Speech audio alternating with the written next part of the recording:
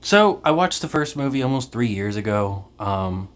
Sequels just have a bad reputation. So a lot of the times I put them off. Sometimes I'll watch them immediately after, like I'll binge watch the entire series. But unfortunately, a lot of times I just write them off. This movie was fucking awesome. I loved it. The dark comedy, the serious action. A lot of this movie was really, really good.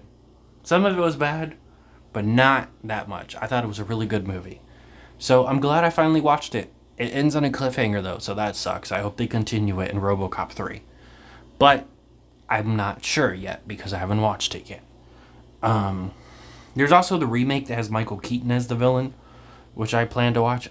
I've heard divisive things about that movie, and I've seen the meme that always gets passed around that people put with different text where there's a scene of him, being revealed as Robocop, when he realizes he's Robocop. And he's like, oh my god, there's nothing left. But, yeah, let's talk about Robocop 2. Let's get to it. So, crime's apparently at an all-time high, and the cops are on strike for better wages.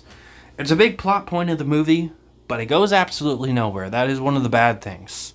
It's not terrible. I don't think it brings down the movie, but I still think it's stupid. Why make a major plot point that your cops want better pay and then not resolve it? They just end up helping Robocop near the end of the movie because they feel bad for him. So they get off of strike to help a fellow officer. And that's how that plot point is resolved. Really stupid. Just really dumb. I just can't fathom that. Some of the cops that are robbing a place, well, not cops, bad guys that are robbing a place, they're robbing a gun store and they get stopped by Robocop. I felt bad for the storekeeper that they killed there. He's the one of the guys is like, hey, can I like this gun. Where's the ammo? And it's like, the ammo's there. Just take it. And then the guy goes, thanks, and then kills him. The poor guy, he doesn't say anything rude to him or anything. He's just sitting there bloody from the explosion. And the guy just kills him. It didn't look like he was going to die. It looked like he had bad injuries. I don't think the burglar was being nice and putting him out of his misery. I think he just killed him for no reason. But it's no surprise to see shitty people in the RoboCop's movies. After all, the main villain in the first movie was a rapist. So, anyways, yeah, he goes to stop some more villains. He's able to stop the majority of them. Some of them sneak out through the back, though. And they kill this old woman in the car. I felt bad for her, too. She's just outside in her car. I don't know why she's just sitting out there, but she's just outside in her car. They come out the back and they kill her and take her car. There is still one burglar still there, and he ends up taking a baby and holding it at gunpoint and telling Robocop he will shoot it. But Robocop is able to calculate a way to kill the robber without hurting the baby. There ends up being backlash from parents about Robocop that he's too violent, so they end up making him nicer, which doesn't last very long. But I did want to talk about that. It's just like, oh, now he tells kids to not do bad things, and when they realize that he's messed up, that they just run away. They don't care about the other cop that's trying to arrest them. They're really only scared of Robocop. Even though Robocop can't hurt kids. Okay. Like, even if he was normal Robocop, he couldn't hurt them in the first place, so why would they be scared of him? One thing I thought was really mean-spirited was pretty early on in the movie. The cops treat him like absolute shit. Two of them. Because he still has, like, feelings for his wife. And that he's stressing her out and ruining her life by going by her house.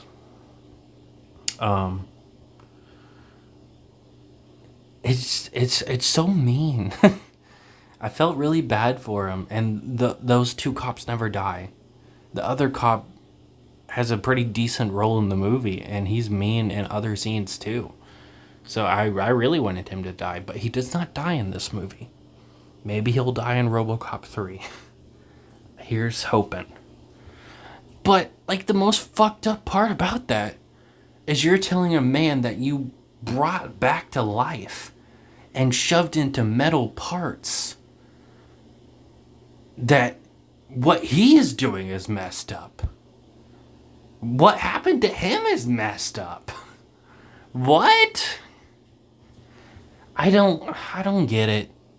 Really stupid that they have this scene. His wife disappears from the movie not too long after. I was expecting her to have a more prominent role, but he tells her he's not the person she knows and tells her to go away, and then she goes outside and cries, and then that's the last we see of her. I expected her to have a bigger role in the movie. She does not. That was a little bit of a criticism for me.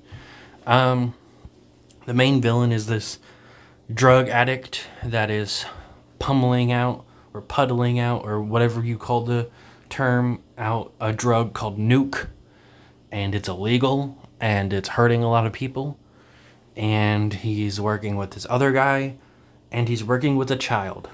They never state why the child is there. Maybe he's the son of one of the characters, but they never state why he's there. He's just there being a little shit. He even shoots somebody at one point, and he shoots at Robocop. He's just crazy, and he tries to kill Robocop's partner. Like, he tries to choke her to death. But that ends up not, happening, because she's Robocop's partner. So eventually they tear Robocop to pieces. I guess that's mandatory for Robocop movies, him to get torn to pieces, because he was torn to pieces in the first movie. In a different way, of course, He got his arms and legs and stuff shot off. Very brutal. In this movie, it's not as brutal, but you still feel bad for him, where they're like tearing off his legs and arms, but he's Robocop now. So, and then he gets like dumped in the street. So they basically just did what they did in Robocop 1. At least in my opinion. So yeah, the cops end up getting him put back together, and they decide to go help him take down the people.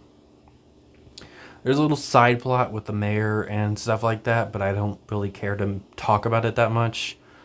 The big bad of the movie ends up getting killed, but one of the people that's trying to make a Robocop 2 is like, hey, he's the perfect subject. So she goes and takes him and makes him into the second Robocop, and she thinks that holding nuke over his head will make him complicit and compliant to her. So she does that. But eventually that leads to, bad stuff happening, because, they are trying to get rid of this drug at the same time. I don't know why she didn't think this through. Like, this guy's talking about how he's going to get rid of nuke and he's holding it out, when he's obviously going to want that. But, yeah. There's also some failed attempts with some Robocops that I thought were pretty funny, and they end up, like, killing themselves. There's also a suicide with that feels really random. I don't know if he was important or not. I don't think he was important to the movie. I mean, this is a 2-hour movie and I watched it a few days ago, so maybe I'm forgetting. But there's this guy that just shows up and talks about how apparently he failed with the stocks and he was trying to help the company, and then he just kills himself. So maybe he was important to the movie. Maybe he was like the CEO originally or something. I don't know.